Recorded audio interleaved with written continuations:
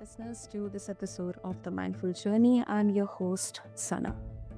Now, if you're listening to us and if you're here, I want you to feel held. And before that, I would just like to share something with you. So, today's conversation on The Mindful Journey, it touches on sexual trauma, addiction, grief, and spiritual healing. So, please take care of yourself while listening.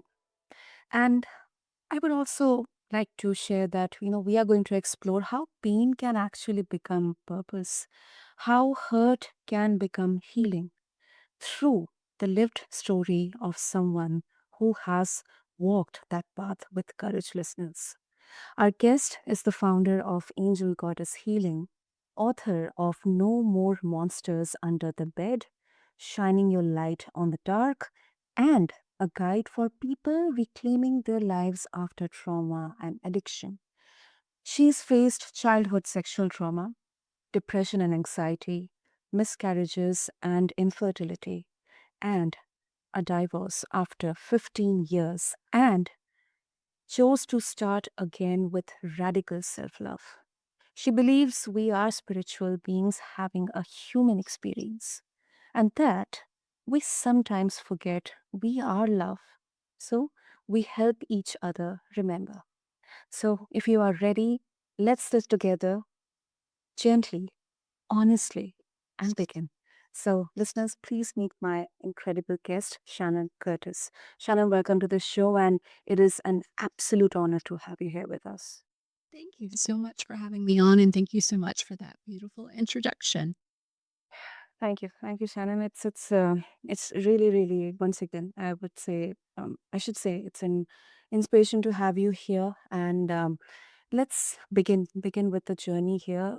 When did you first notice the shift from surviving to something in me wants to heal? Like, what was happening in your um body and your life in that moment? Without sharing anything you don't want to.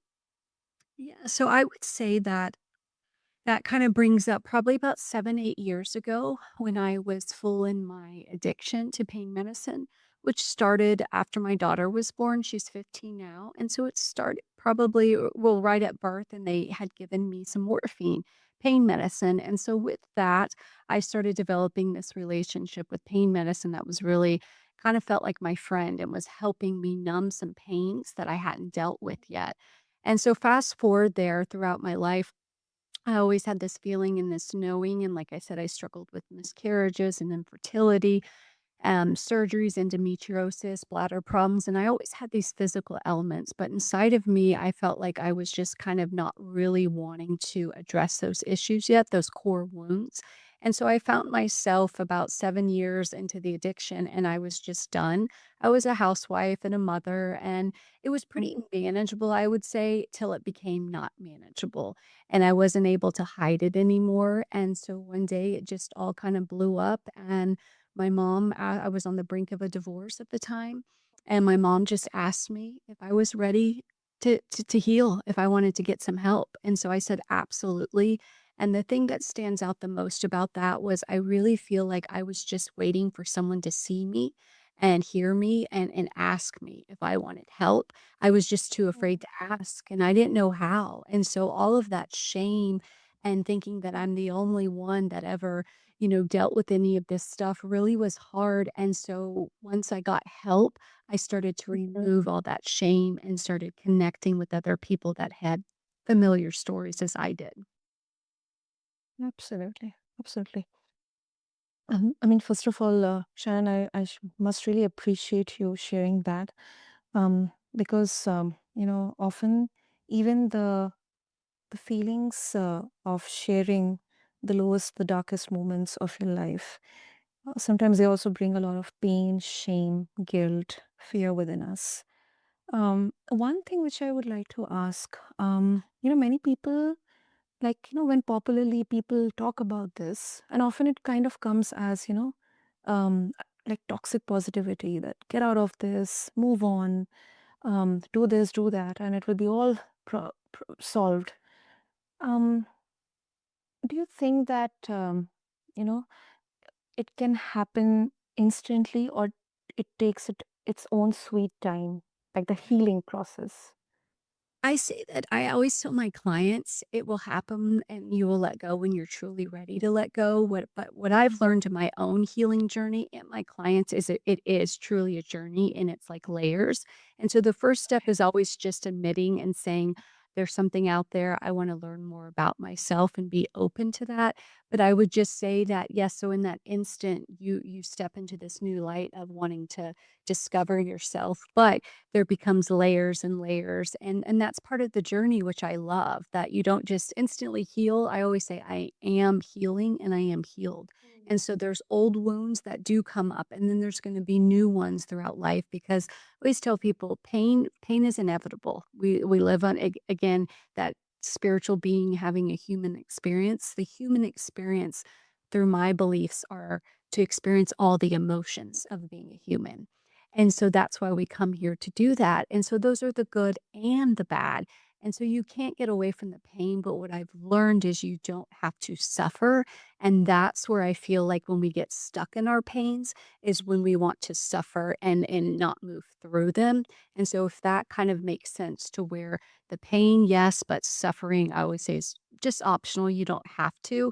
And so it's just layers of knowing, yes, more might come out, but just trusting and being in the present moment that you're exactly where you're supposed to be on your healing journey. That's beautifully said, Shannon. Um, and you know, I would now also I would like to go to like uncovering childhood trauma without re-traumatizing it. Um, how did you during your healing process, and sometimes when we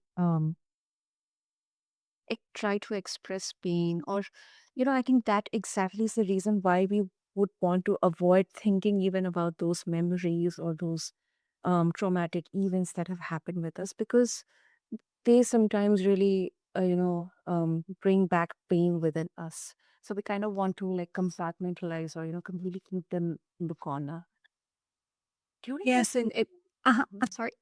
Yeah, please go ahead, Shannon, please go ahead. Yeah, I was going to say that that's such a beautiful description of it because that's what happens is we do compartmentalize, but we compartmentalize and that energy, those memories live inside of our body.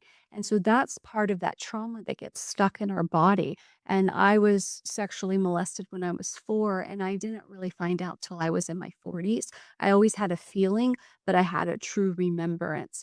And so once I did that, I was able to process it and let go of that pain. But I truly believe it was stuck inside of me, which caused bladder problems, caused miscarriages, all those things, painful periods. And so I was able to identify that, yes, I do truly believe trauma gets stuck in our body. And so sometimes it can be scary thinking we have to relive every painful memory.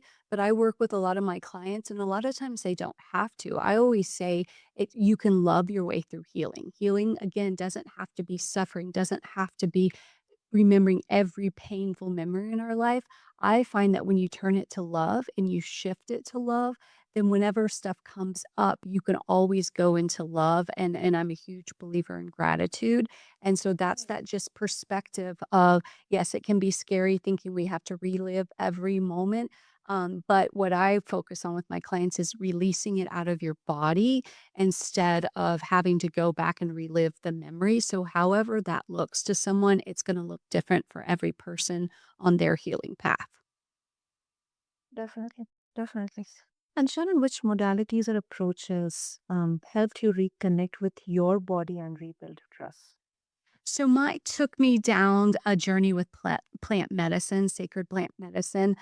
I found myself in Mexico. My partner, he had gone before to this beautiful place called Ambio, and they work a lot with vets, and that's who my partner is. He's a vet, and he had some brain trauma, and so they work a lot with that. And so for me, went about 6 months after him, and I was just really wanting. I was about 95% good, but there was this knowing that was driving me to go there and experience it. And so I went with 4 other women that I met. It was the most beautiful experience I had had. But with that journey, what plant medicine I find does is it removes our ego, it removes all of that. So I was able to just be in my higher self. So I was able, it's like lucid dreaming where you kind of maybe dream about things, but it feels real in the moment. And some people might have heard of ayahuasca. It can be a little in that category, but it has its own nature to it. And so I had this remembering of what happened and I saw it. And I saw it from the viewpoint of me looking in what happened to me. And it just confirmed in that moment that, yes, your body remembered that. But within that moment, too, I also had this godlike energy next to me and was just loving me through it. And before I knew it, I was looking at my perpetrator and he's standing there right in front of me, and I look down and I see this ball of, like, angry, knotted up yarn wire just all knotted up in my stomach pelvic region, and I had this intuitive feeling from God, and I'm like, "This is bad, this is anger." And so he said, "Yes," and I was like, "I have to give it back to the perpetrator." And so in that moment, I just gave all that shame, all that darkness, all that anger that was put on me as a 4-year-old back to that person. And then as he's standing there in front of me in this dreamlike state, and I have this God essence next to me, I started seeing him as me, as the same light as God sees all of us, or your higher power, spirit, whatever word you want to use. And so in that moment, I couldn't hate him, and I realized I had to forgive him because he gave me a gift, and the gift was forgiveness. And if we want to experience forgiveness, if that was part of my journey to come here to experience forgiveness, somebody had to do something to me. So in that moment, I realized it was done for me, not to me. But again, this was on a soul, higher self level. And so it was way easier for me to process. And so I moved into an understanding of what happened to me without the human emotion of the pain and the trauma. There was none of that. It was just in this moment of realizing we all meet people in our life, and it doesn't have to be on that grand scale, but maybe it's a toxic relationship, maybe it's abusive parent, whatever it is, we have these things. And I truly feel like we maybe make these soul contracts before we come here. And so these people, we have these balances and dances in our life with other human beings, but there's lessons in all of it. And that's what my biggest lesson was, the experience of forgiveness. And once I did that, I immediately felt this rush of my heart just explode with love, and I understood it. And so it was like, how could I be upset? Because now it's part of my purpose in life, and writing my book and speaking to other people and speaking to other women that have gone through trauma. I get to be that light for them.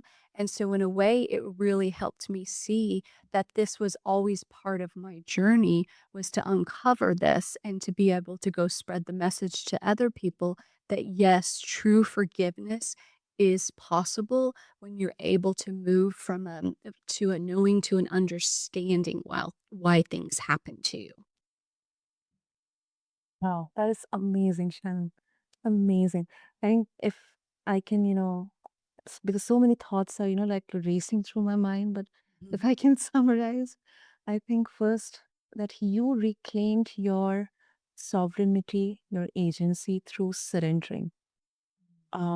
And I think, and I'm not dismissive or, I'm not, completely cutting out the detrimental effects of childhood trauma, sexual trauma, especially for women. However, or whether it's a toxic relationship. However, if we can look at the other side of the coin, I think instead of considering them as punishments um, from God or maybe the higher power or whosoever, if we look at them as these phases of learning, like how we have overcome and we have learned, and now we have got that strength to um, to be an example for ourselves and for other women as well and for others as well. I think that's I think that's the beauty of the healing journey in there.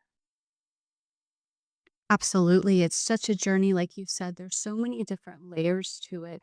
And I think Mm, the ultimate thing is it goes back to connection. I'm not the only person that's experienced this. And so all those things you were saying, we all, again, it goes back to we all experience pain. But once we realize we're more alike, that's when it's the connection starts happening and you start having these conversations about these uncomfortable things that are not fun to talk Mhm. about. But the more we start talking about them, I truly feel like the less things are going to be shameful because that's part of it. That's what, with the book, with the No More Monsters Under Your Bed. It's like this scary thing. And all you have to do is be brave enough to shine your light on it and see ultimately that there are lessons, that my perpetrator was my greatest teacher of unconditional love. And ultimately, it was unconditional love of myself to know that I was not bad. His actions had nothing to do with me as a person, and I was Mm, good and innocent. And that's where I find that shame starts to play into our life is we start to mhm, think we deserve it or like that punishment, think that we're bad. But ultimately, my belief is we are truly, truly innocent. And we just have, again, these experiences in life, and we have to have the light and the dark. Because I always say, if you were just surrounded by light, you would have no understanding of it. So you have to bring in the dark, you have to bring in the shades so you can have discernment and appreciate it. So it's the same thing as love or fear. If you don't understand, if all you knew was love, you're not going to mhm, really know it because you have nothing to compare it to. And so once I realized that we live in this duality reality that we're in, it starts mhm. with the surrendering, like you said, that I can't fight this. I can't fight this human experience. All I can do is learn to grow and start understanding things on a deeper spiritual level. Exactly. Exactly. 100% agreed with that, Shannon. And as the founder of Angel Goddess Healing, I'm really, really curious to know, like, how do you balance leading others with continuing your own healing? Like, what safeguards keep the work ethical and grounded at the same time?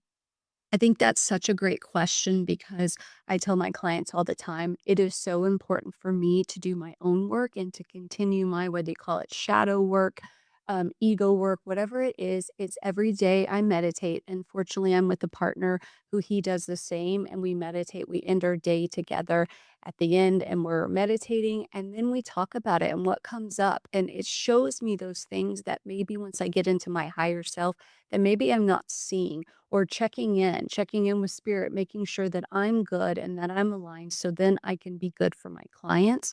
And so I feel like that's a huge one for me. Meditation, exercising, taking care of my body, journaling, and then gratitude list. I am a huge gratitude person because my belief is when you start seeing the good in everything, you start find someone you can text or do a gratitude journal. Write 3 things down you're grateful for every single day and watch your life change because before you know it, you're gonna start looking for the good, and you're gonna be looking around to put those things on your list, and so it's this fun thing that I teach my daughter, and we do that and go to school, and she, has her gratitude list of the things that maybe it could just be, "I have a roof over my head. I have a car to drive." It doesn't have to be these heavy things. Some days, that's all you might be grateful for is being alive. Some days you might not. And so you can find something else. And it's with that hope of knowing, just trying to rewire our brain. And that's where I think that can help for clients, but also for me, that's something I have to continue to do so I can be the best for other people. Exactly. Exactly. I think um this is actionable and human, where there's heart, body, and then there's community as well. Because one thing about healing, which I have personally learned from so many conversations, Shannon, is that healing happens best when done in community. Um, it starts at an individual level, but it happens the best when done in community. So I think this is a triangle that we can all draw. Absolutely. I think that's a great point because the first time I truly understood that was when I went to treatment and I went to a beautiful treatment trauma center that worked with trauma and grief and I was able to start going into that, but the first thing I realized was for 6 weeks I maybe had 1 or 2 sessions alone, but everything else was within a group and it was maybe 5 to 10 people and they had several groups.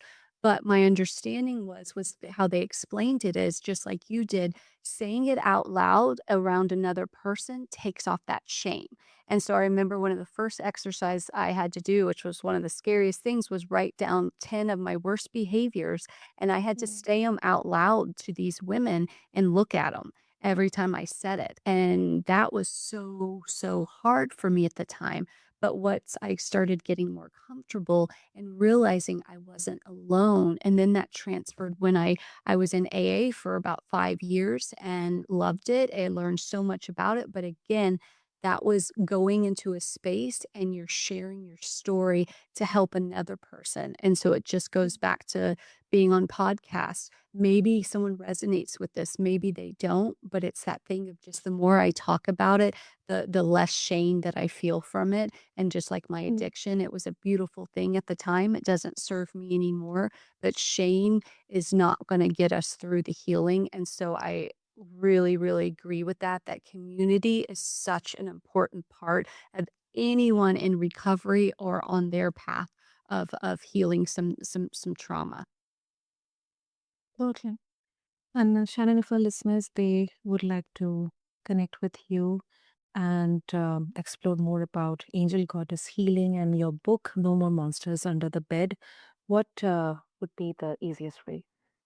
The easiest way would be the website www.angelgoddesshealing.com, and that's where they can go on and they can book a free consultation with me if they're curious about anything and the different things that I do. And then they also have where I can purchase the book, and then I have little information about retreats and other things that I do.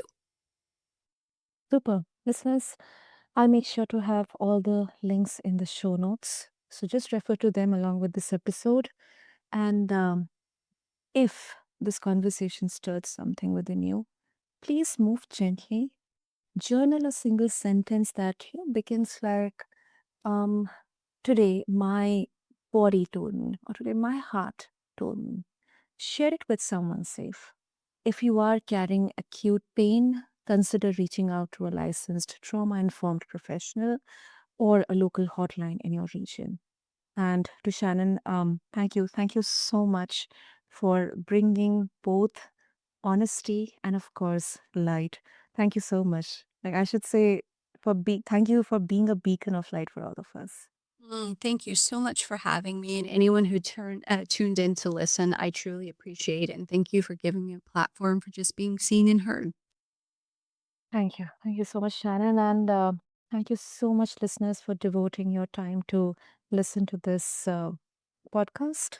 Until next time on the Mindful Journey, keep choosing small kindnesses. They add up. Thank you.